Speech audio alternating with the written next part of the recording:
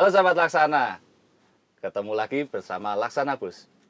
Nah, kali ini saya mau mereview tentang suatu PO baru yang akhir-akhir ini sering beredar di sosmednya kalian, di IG, bahkan mungkin ada di YouTube. Dan PO baru ini sudah menjadi perbincangan hangat di kalangan pengusaha bis juga tentunya, dan juga para pemerhati bis. Nah, bisnya apa namanya? Namanya Palala. Nah, saat ini saya mau ngobrol-ngobrol lebih dekat untuk sahabat Laksana juga bisa mengenal tentang Palala. Dan saat ini di sebelah saya nih ada yang empunya, namanya Bang Egi Safridi. Ya. Kenalin dong Bang Egi. Ya, halo. Perkenalkan dulu, nama saya Egi Safridi. Saya selaku direktur utama dari perusahaan Putra Transindo Mulia. Ya, PO Palala di bawah naungan Putra Transindo Mulia. Itu. Asalnya dari mana Bang Egi? Perusahaan kita berdomisili di Solok, Sumatera Barat. Dan saya pun putra daerah Solok, Sumatera Barat juga. Nah, gitu. Nah, ini Bang Egi ini memulai usaha awalnya dari apa sih Bang Egi? Sebelum akhirnya main ke bis ini. Perjalanan itu cukup panjang ya, Mas Elang. Cukup berliku-liku lah. Dari bisa diceritain dong. Dari pertama step by stepnya saya. Saya berawal mulai dari bisnismen, lebih banyak mengarah ke perdagangan. Dagang apa ini? Dagang kecil-kecilan. Bukan perdagangan manusia kan, tapi bukan. Lebih mengarah saya lebih banyak di perdagangan aksesoris. Nah, dan di sini mungkin alhamdulillah saya diberi rezeki dan kesempatan yang cukup mencukupi saya untuk bisa ekspansi ke dunia transportasi. Nah, Bang Egi sendiri ketika merintis usaha itu mulai dari tahun berapa nih Bang Egi? Itu bermula dari 2015. Itu waktu 2015. itu pertama kali saya kuliah. Kuliah di mana waktu itu? Kuliah Jakarta. Kuliah di Jakarta. Terus kok tiba-tiba berjalannya waktu jadi pengen usaha bis, ini ceritanya gimana sih Bang Egi? Apakah berawal dari seneng sama bis, jadi bis mania atau gimana gitu? Itu nggak bisa saya hindarin, karena di sini dari saya lahir, mungkin dari saya baru bisa jalan, itu saya udah bergaul dengan transportasi. Apalagi bus-bus besar untuk Sumatera Jawa, dulunya saya udah cukup bergaul di terminal. Oh gitu. Ada saudara yang punya usaha bis gitu atau? Bukan, dulu itu kakek saya sendiri, seorang perwakilan bis di terminal di kota saya. Oh gitu, di Solok sana. Di Solok. Jadi saya selalu dibawa main ke sana. Saya selalu lihat, dan itu dari kecil sampai saya dewasa, sampai saat ini. Jadi sudah sangat akrab dengan dunia transportasi gitu. Makanya terus memutuskan untuk terjun ke dunia transportasi dan bis. Nah, sebelum ke bis ini apakah pernah coba-coba misalnya dari rental mobil dulu atau menyewakan jasa angkutan yang lebih kecil gitu, Bang Egi? Kalau untuk itu saya pernah kepikiran dulunya. Awalnya saya pernah berpikir, saya pengen coba untuk pariwisata, karena saya ingin mewujudkan mimpi saya di transportasi. Tapi di saat itu saya tidak mendapatkan cukup banyak dukungan, dan saya tidak bisa menemukan suatu tim yang bisa membangun itu semua agar bisa berjalan lebih baik. Ini dukungan dari keluarga atau dukungan dari sektor yang lain ini? Saya lebih mengedepankan sektor dari yang lain, karena pengalaman kita berbeda-beda, dan saya lebih butuh orang-orang yang lebih paham dengan transportasi. Gitu. Saya mengenal transportasi, tapi bukan berarti saya bisa paham sepenuhnya, gitu. Karena saya tidak cukup andil di dalam ini. Butuh orang-orang yang kompeten orang-orang juga yang di lapangan yang bisa mendukung, yang bisa dengan. Nah, ini unitnya Palala ini bikin di Laksana ini pertama kali ya? Pertama kali terjun di dunia bis dan pakainya Laksana. Ada berapa unit Mas Egi ini? Untuk tahap awal kita masih punya 5 unit. 5 unit. Proyeksi ke depannya, planningnya ke depan gimana nih, Bang Eki? Yang terpenting itu doa dan dukungan biar ini bisa berkembang lebih baik lagi ke depannya. Amin, pasti kita pun di Laksana pasti juga mendukung, karena kami juga berterima kasih nih sama Bang Eki ini sudah mempercayakan pembuatan bisnya kepada Laksana. Nah, dulu waktu mau bikin ke Laksana atau memutuskan ke Laksana itu pertimbangannya apa sih, Bang Eki? Nah, jadi di saat itu awalnya kita cuma pengen buat jalan-jalan dulu nih, Mas Lang. Ketika saya udah bisa menemukan sebuah tim, ayo kita coba jalan-jalan dulu, kita cek ombak lah. Gimana Laksana, gimana ke Rimba Kencana, gimana ke karoseri yang lain, dan dealer Mercy-nya sendiri. Nah, kita udah cek semuanya. Di situ kita bersama tim emang memutuskan kita pakai Laksana. Kenapa kita pakai Laksana? Karena di saat itu baru bakal dirilis single glass. Nah, jadi saya bersama tim, kalau kita ingin berkecimpung di sini di transportasi, kenapa kita nggak coba dengan sebuah nuansa yang baru? Jadi itu salah satu alasan kenapa milihnya Laksana dan dengan model single glass. Itu ya. Padahal mungkin masih banyak orang yang menganggap bahwa bis yang kacanya tumpuk ya, double glass itu bis baru gitu kan. Iya. Dan yang kaca satu itu bis lama, sama gitu. Padahal ini juga produk baru gitu kan. Nah, gimana Bang? Kita juga sudah antisipasi ada rumor seperti itu bakal keluar.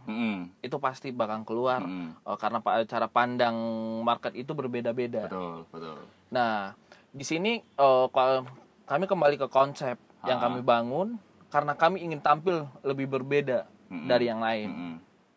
Makanya kami lebih memilih single glass. Ya, nah untuk menghadapi apa yang tadi dipikirkan sama Bang Eki tadi, kiat-kiatnya untuk meyakinkan pasar itu gimana nih Bang? Karena memang meskipun sekarang ini sudah banyak juga yang melontarkan jargon atau hashtag bring back to single glass era, tapi bagaimanapun di pasar umumnya masih suka dengan double glass. Nah, kiat-kiatnya Bang Eki dan tim Palala ini nanti untuk menarik minat penumpang ini bagaimana Bang Eki?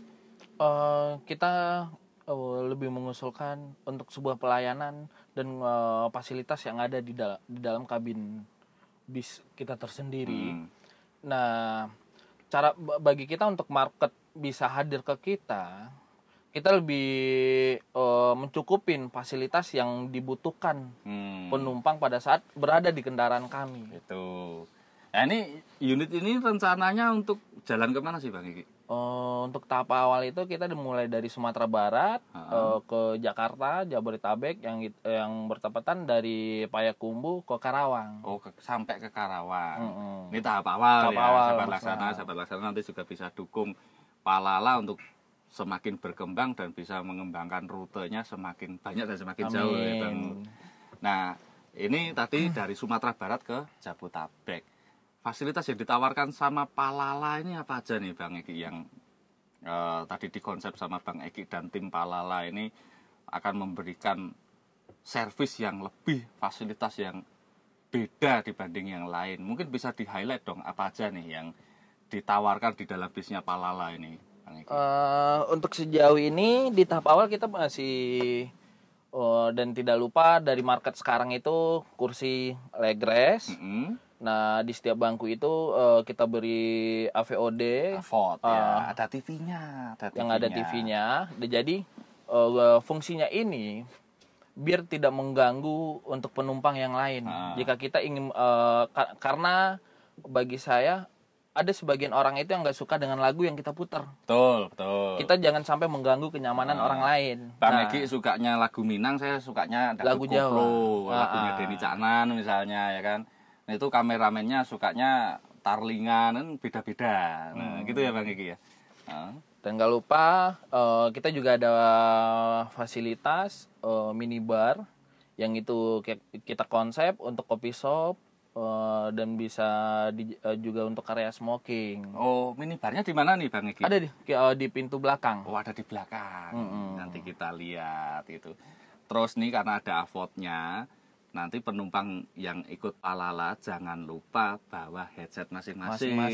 Jadi biar bisa mendengarkan atau menikmati hiburan yang disediakan di avot di depannya masing-masing ini tidak mengganggu yang lain.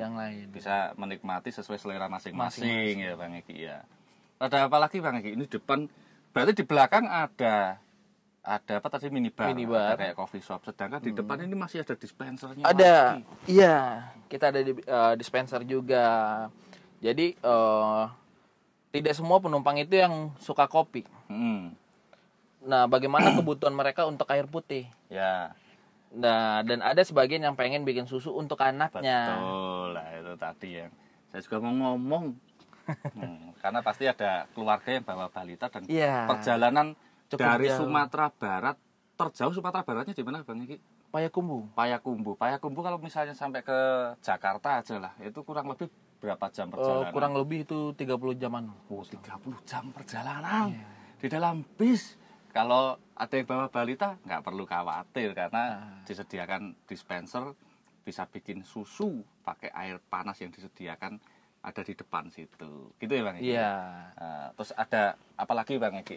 Nah, ada antivirus, air purifier, dan itu untuk pendeteksi dan penetralisir udara yang ada di dalam ruangan kabin. Nah, jadi di sini kenapa kita menggunakan ini? Karena mindset yang beredar saat sekarang ini untuk naik bis itu cukup mengganggu karena ada pandemik yang sedang berlangsung. Ya, betul. Makanya kayak Laksana pun kan juga selalu mengusulkan, menyarankan pada konsumen Laksana untuk setidaknya menggunakan air purifier. Setidaknya kita belajar untuk safety lah. Betul. Dari pengusahanya saja juga peduli tentang kesehatan penumpangnya. Harus kalian penumpangnya juga perlu peduli akan kesehatan diri sendiri dan untuk orang lain. Gitu ya Pak Egi ya? Iya, benar Mas. Nah, selain fasilitas-fasilitas yang ini tadi, ini saya lihat nih selimutnya aja tebel ini. Iya. Bed cover kalau ini ya. Iya, bed cover. Apakah di Sumatera Barat sudah ada yang pakai seperti ini juga Bang Egi? Nah, kalau itu kita nggak terlalu mau tahu dengan urusan dari kompetitor yang lain. Yang terpenting bagi saya itu gimana saya bisa melayanin penumpang itu senyaman mungkin, seperti mereka mereka melakukan perjalanan jauh tapi mereka merasa di rumah mereka sendiri gitu. Dan walaupun pada saat tidur mereka merasakan kalau mereka itu tidur di atas kasur mereka sendiri. Gitu. Nah, makanya kita usung bed cover dan bantal juga kita bantal yang bulat bantalnya dan gede ini. Lebih empuk. Fluffy ini. Enak ini buat bubuk nih. Terus selain tadi juga ada apa namanya? Dispenser, ada kopinya di belakang itu free apa enggak? Free. Kita untuk coffee itu kita cukup free. Jadi emang kita fasilitasin dari perusahaan untuk pelayanan kepada penumpang. Dan kita juga ada nanti free snack untuk mereka. Terus kalau untuk servis makan? Servis makan untuk tahap awal kita belum menggunakan servis makan, tapi kita lebih mengembangkan ke kualitas pelayanan on boardnya ya. Iya. Itu ya karena kalau ini kita sharing ya Bang Egi ya, karena kalau kita di Jawa kan biasanya ada servis makan, ada snack, makanya kan saya tadi kan tanya nih kalau di Sumatera Barat apakah sudah ada yang pakai seperti ini. Kalau belum berarti kan Palala menjadi pelopor. Amin. Penyedia servis yang lebih excellent mestinya gitu ya Bang Egi ya. Nah sahabat Laksana, ini tadi kalau soal daleman ini udah banyak kita kupas tuntas nih, dari spek-speknya di dalam seperti apa, servis-servisnya, fasilitasnya apa aja. Nah kalau sekarang nih saya pengen ngerti nih Bang Egi, kok dikasih nama Palala itu artinya apa sih Bang Egi? Jadi seperti ini. Palala itu lebih ke bahasa daerah ya. Bahasa Sumatera Barat, lebih Minang tepatnya ya? bahasa Minang. Selang. Artinya apa sih? Nah, jadi palala itu sama kayak kita hobi jalan-jalan. Kita hobi bepergian. Gitu. Kita nggak pernah bisa tenang di zona nyaman kita sendiri. Jadi selalu bergerak menuju tempat-tempat lain dan bergerak untuk berkembang gitu ya? Berkembang. Nah, di sini kenapa kita ngusung pakai nama Palala? Kenapa Putra Transindo memberi PO Putra Palala? Karena di sini kita ingin mendoktrin bagaimana masyarakat itu bisa memahami kalau ini loh PO Palala. Sebuah kosakata yang cukup gampang diingat dan diucapkan, tapi bisa memenuhi dinding mobil. Oh gitu. Dan ini tulisannya juga gede-gede banget nih. Nah, itu ada artinya nggak itu? Dari font Palala terus kemudian. Oh, kalau dari fontnya ada. Itu kan dari tulisannya yang di A itu kan ada tanda runcing. Tanda runcing itu seperti rumah adat, rumah gadang. Rumah gadang. Kayak ujungnya rumah gadang itu. Lancip itu. Terus ada filosofi apa lagi nih dari bodinya Palala nih? Yang warna silver ini kenapa gitu kan?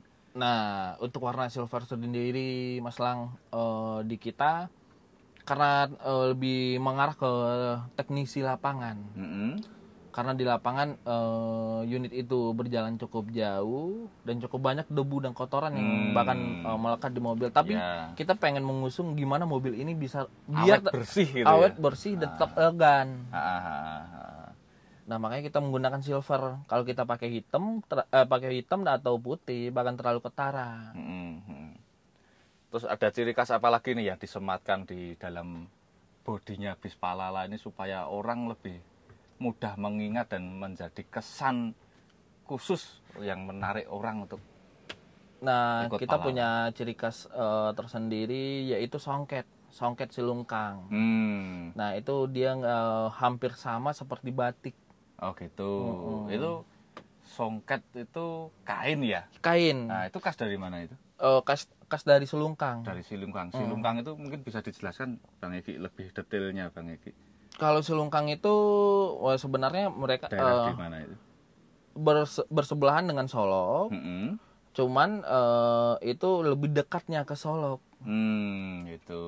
Dan songket silungkang itu selama ini cukup melekat di hati masyarakat Sumatera Barat khususnya. Itu jadi menunjukkan kedaerahannya supaya putra daerah dari Sumatera Barat itu juga mendukung dan ikut naik di Palala. Khususnya para perantaunya ya, Bang Egi ya. Itu. Nah, ada lagi Bang Egi yang mau diceritakan sama Bang Egi tentang Palala nih Bang Egi. Nah, untuk saat ini logo PT. Kenapa di situ P dan ada logo padi? Nah, ya. Nah, karena di sini kita punya dua tujuan. Yang pertama, karena Solok itu digelari dengan kota beras. Dan yang kedua, kita ingin punya konsep kalau kedepannya itu kita menggunakan ilmu padi. Semakin mereka tinggi, semakin mereka runduk. Semakin besar, semakin merunduk. Karena kita hadir di sini bukan untuk bersaing, Mas. Kita hanya ingin memberikan sebuah pelayanan untuk masyarakat Sumbar dan kita juga ingin ikut andil di transportasi. Oke. Nah, Bang Egi ini nanti ke depan ini apakah akan ada kejutan-kejutan yang mau disampaikan oleh Palala kepada pengguna transportasi ataupun juga para pemerhati penggemar bis? Kalau di saya sendiri, kita di manajemen itu lebih mengutamakan kritikan agar kita bisa lebih baik lagi. Untuk masukan. Ya. Agar kita kedepannya masih bisa untuk revisi agar kita bisa lebih baik. Ya, kalau yang sepenuhnya sempurna itu nggak bakal pernah ada. Tapi kita di sini karena kita pendatang baru, kita juga masih banyak belajar. Dan kalaupun ada senior kita yang udah berlanjut, malahan kita lebih banyak minta ke mereka untuk arahan kita gimana lebih baiknya ke depannya. Gitu. Nah, mungkin ada pesan-pesan dari Bang Egy kepada sahabat Laksana dan juga para pengguna jasa transportasi untuk kedepannya. Mungkin memotivasi sahabat Laksana untuk bisa menjadi pengusaha seperti Bang Egy ini yang masih muda tapi sudah luar biasa. Bagi saya cuman ini, nggak ada yang nggak mungkin dan tidak ada yang tidak bisa. Ketika semuanya bisa kita kejar hari ini, kenapa kita harus menunggu hari esok? Background berasal dari bawah itu bukan mengajarkan kita untuk minder, tapi bagi saya pribadi, saya harus bisa merangkak belajar dari bawah agar saya bisa sampai di titik seperti ini. Jadi jangan jadikan finansial itu, Mas Lang, jadi suatu penghalang untuk kita bisa bergerak lebih maju ke depan. Inspiratif sekali ya, dan kiranya memotivasi sahabat Laksana yang sekarang lagi nonton, dan kiranya obrolan kami saat ini juga menjadikan wawasan baru buat sahabat Laksana. Dan Bang Egy, nih terima kasih sekali nih untuk waktunya kita ngobrol-ngobrol. Semoga semakin sukses, lancar usahanya bersama Pak Lala, dan kita terus bekerja sama bersama Laksana ya Bang Egy ya. Amin. Oke, sukses Bang Egy. Terima kasih. Salam. Laksanakan.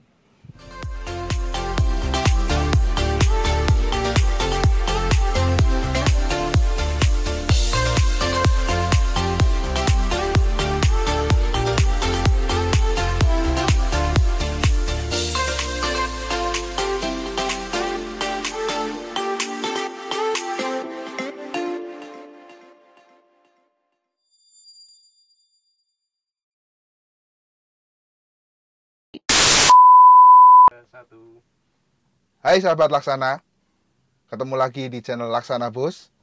Kali ini bersama saya Lazuardi. Apa Le?